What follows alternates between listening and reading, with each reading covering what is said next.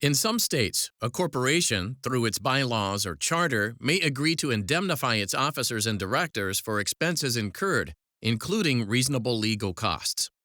But what if a former officer successfully defends himself against criminal charges related to stealing trade secrets from the corporation? May the corporation be required to indemnify him for defending the action and advance him money for ongoing legal expenses?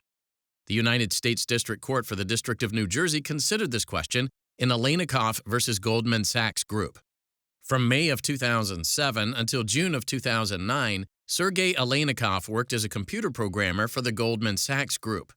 While employed there, Aleynikov was a vice president for one of Goldman Sachs' subsidiaries, Goldman Sachs and Company. Under Goldman Sachs' confidentiality policy, Aleynikov was required to keep all the company's proprietary information, including any intellectual property he created, confidential.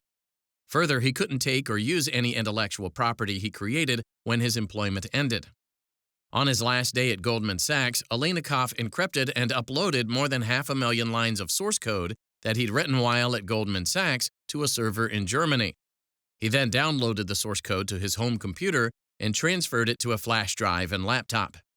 Subsequently, Aleynikov was indicted in federal district court for stealing trade secrets and violating the National Stolen Property Act, or NSPA. Following trial, the jury convicted Aleynikov.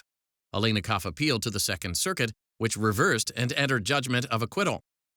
Shortly after being acquitted, Aleynikov was indicted in New York State Court for similar crimes.